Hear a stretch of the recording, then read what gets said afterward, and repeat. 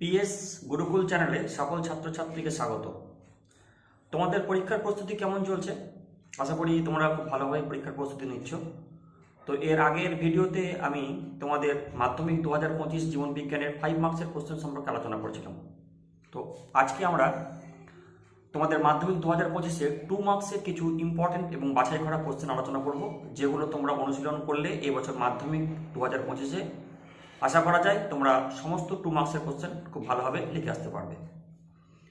তো যারা এখনও আমার 5 মার্কসের যে ভিডিও আপলোড করেছিলাম সেটা দেখোনি, সেটা তোমরা ডেসক্রিপশন বক্সের লিঙ্ক দেওয়া আছে, সেখানে গিয়ে দেখে নিও।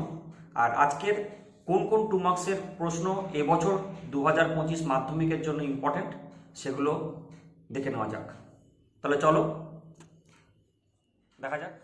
2025-এ জীবন বিজ্ঞানের 2 মার্কসের জন্য যে প্রশ্নগুলো খুব ইম্পর্টেন্ট সেগুলো হলো, প্রথম প্রশ্ন, ন্যাস্টিক চলন এবং ট্রপিক চলনের মধ্যে দুটি পার্থক্য লেখো।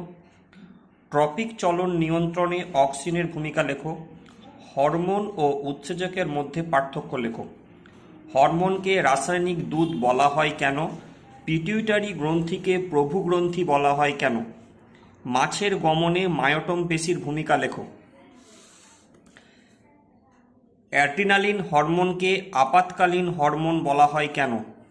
কোষচক্রের দুটি গুরুত্ব লেখো। বৈশিষ্ট্যের ভিত্তিতে মানুষের অটোজোম ও সেক্স ক্রোমোজোমের মধ্যে পার্থক্য লেখো।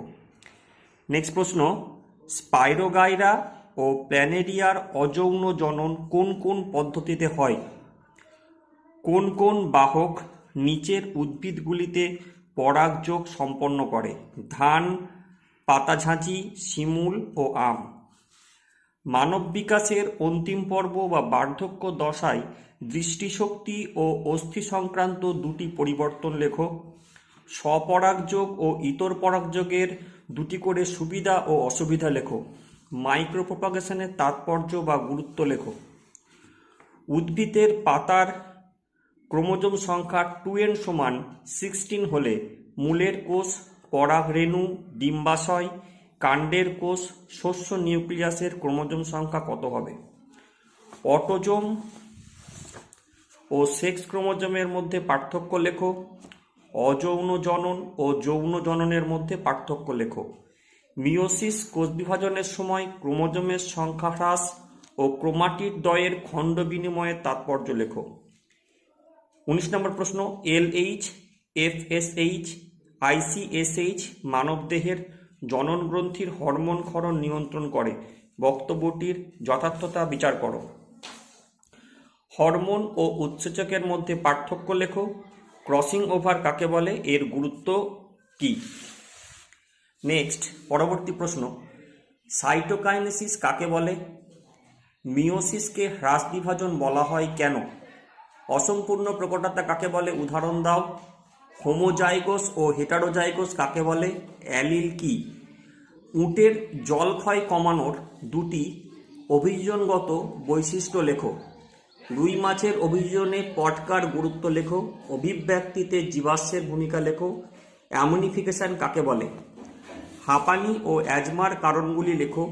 ব্রঙ্কাইটিসের কারণ ও লক্ষণগুলি লেখো। ডিটারজেন্ট জল দূষণে কী ভূমিকা পালন করে? ডিনাইট্রিফিকেশন কাকে বলে? জৈব বিবর্ধন কি?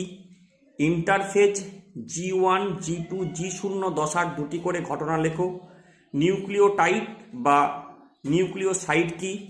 জোর কলম পদ্ধতি কি? স্টক ও সিয়ন বলতে কি বোঝো? অন্তঃক্ষরা ও বহিঃক্ষরা গ্রন্থির মধ্যে পার্থক্য লেখো। এই কোশ্চেনগুলি এবছরের জন্য খুব ইম্পর্টেন্ট।